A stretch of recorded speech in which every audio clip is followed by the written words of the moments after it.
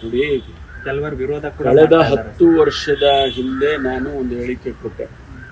ತುಮಕೂರಿಗೆ ಮೆಟ್ರೋ ತಂದರೆ ಬೆಂಗಳೂರಿನ ಪ್ರೆಷರ್ ಕಡಿಮೆ ಆಗುತ್ತೆ, ಹೆಚ್ಚು ಜನ ಬೆಂಗಳೂರಿನಲ್ಲಿ ತುಮಕೂರಿಂದ ಬೆಂಗಳೂರಿಗೆ ಸುಮಾರು ಲಕ್ಷಾಂತರ ಜನ ಪ್ರವಾಸ ಮಾಡ್ತಿದ್ದಾರೆ, ಪ್ರತಿನಿತ್ಯ ಓಡಾಡ್ತಾರೆ. ಅದಕ್ಕೆ ಈಸಿ ಆಗುತ್ತೆ.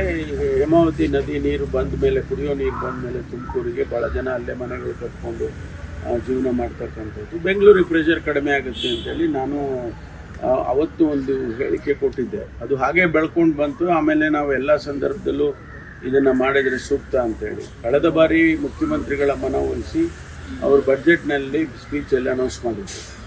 ಅದನ್ನು ನಾವು ಈಗ ಅದಕ್ಕೆ ಒಂದಿಷ್ಟು ಪುಷ್ಟಿ ಸಿಕ್ಕಿದಾಗೆ ಒಂದು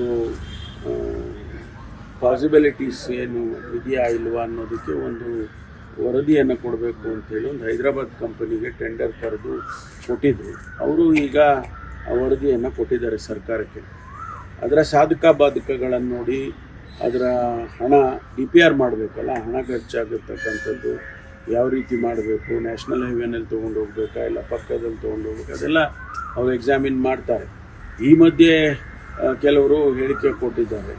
ನಮ್ಮ ಬೆಂಗಳೂರಿನ ಸಂಸದರು, ಇಬ್ಬರು ಸಂಸದರು ಹೇಳಿಕೆ ಕೊಟ್ಟಿದ್ದಾರೆ. ಅವರಿಗೇನು ಗೊತ್ತಿಲ್ಲ, ಅವರಿಗೆ ವಿರೋಧನೂ ವ್ಯಕ್ತಪಡಿಸಿದ್ದಾರೆ. ಅದೇನೋ ಸ್ಟುಪಿಡ್ ಅಂತ ಎಲ್ಲ ಹೇಳ್ತಾರೆ. ನನಗೆ ಅರ್ಥ ಆಗಲಿಲ್ಲ ಅದು.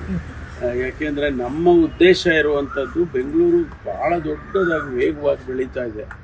ಈಗ ನಮ್ಮಲ್ಲಿ 20,000 ಎಕರೆನಲ್ಲಿ ಇಂಡಸ್ಟ್ರಿಯಲ್ ಹಬ್ ಮಾಡಿದ್ದಾವೆ ತುಮಕೂರಿನಲ್ಲಿ. ಜನ ಓಡಾಡೋದಕ್ಕೆ ಭಾಳ ಸುಲಭ ಆಗುತ್ತೆ. ನೋಡಿ 1 ಗಂಟೆ ರಸ್ತೆ ಇವತ್ತು ನಾವುಗಳು ಓಡಾಡೋದಕ್ಕೇನೆ 2 ಗಂಟೆ ಆಗಿಬಿಡುತ್ತೆ ಒಂದೊಂದು ಸಾರಿ. ಎಲ್ಲಾದರೂ ಟ್ರಾಫಿಕ್ ಜಾಮ್, ಆಕ್ಸಿಡೆಂಟ್ಗಳು ಅಂಥವೆಲ್ಲ ಆದರೆ ಭಾಳ ಕಷ್ಟ ಆಗುತ್ತೆ. ದಿನನಿತ್ಯ ಜನ ಅಲ್ಲಿ ಅನುಭವಿಸ್ತಾ ಇದ್ದಾರೆ. ಆಮೇಲೆ ಜೊತೆಗೆ ತುಮಕೂರು ಕೂಡ ಬೆಳಿಬೇಕಲ್ಲ, ಜಸ್ಟ್ ಓನ್ಲಿ 60 ಕಿಲೋಮೀಟರ್ಸು. ಅವರು ಸಂಸದರೆಲ್ಲ ಅಂತಾರಾಷ್ಟ್ರೀಯ ವಿಚಾರಗಳನ್ನು ತಿಳ್ಕೊಂಡಿದ್ದಾರೆ ಅಂತ ಅಂದ್ಕೊಂಡಿದ್ದೇನೆ.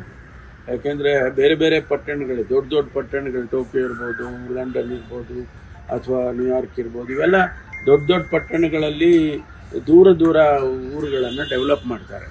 ಯಾಕೆಂದರೆ ಅದು ಸಿಟಿಗಳಿಗೆ ಪ್ರೆಷರ್ ಕಡಿಮೆ ಆಗಲಿ, ಆ ಉದ್ದೇಶ ಇಟ್ಕೊಂಡು ನಾವು ಮಾಡಿದ್ದೇವೆ. ನಾವು ಬೇರೆ ಏನೋ ತಮಾಷೆಗೆ ಮಾಡಿರ್ತಕ್ಕಂಥದ್ದಲ್ಲ. ಅವರು ಸ್ವಲ್ಪ ಅರ್ಥ ಮಾಡಿಕೊಂಡು ಹೇಳಿಕೆಗಳನ್ನ ಕೊಟ್ಟರೆ ಉತ್ತಮ ಅಂತೇಳಿ ಅನಿಸುತ್ತೆ.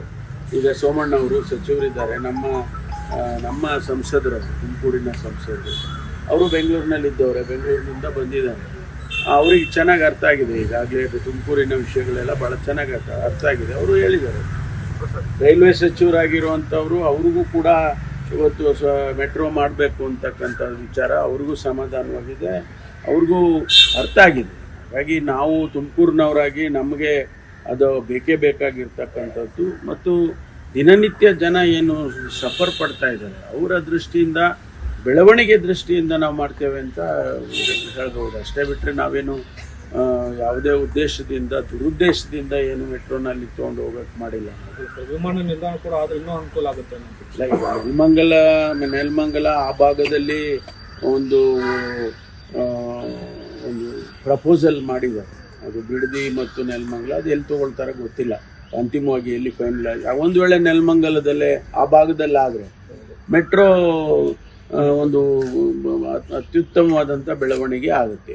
ಈಗ ಪಕ್ಕದಲ್ಲೇ ದಾವಸ್ಪೇಟೆಯಿಂದ ಇದುವರೆಗೂ ದೇವನಹಳ್ಳಿವರೆಗೆ 5,000 ಎಕರೆ ಭೂಮಿನಲ್ಲಿ ಕ್ವೀನ್ ಸಿಟಿ ಅಂತ ಪ್ರಪೋಸ್ ಮಾಡಿದ್ದಾರೆ.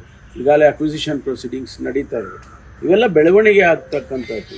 ಅದರಿಂದ ಇದು ಏನು ಅಂತ ದುರುದ್ದೇಶದಿಂದ ಮಾಡಿರ್ತಕ್ಕಂಥದ್ದೆಲ್ಲ. ನಮಗೆ ಅದು ಬೇಕೇ ಬೇಕಾಗಿದೆ. ಅದಕ್ಕೆ ನಾವು ಯಾವ ರೀತಿ ಒತ್ತಾಯ ಮಾಡಿ ಸರ್ಕಾರದ್ದು ಕೂಡ PPP ಮಾಡೆಲ್ ಅಂತ ಹೇಳಿದ್ದೀವಿ.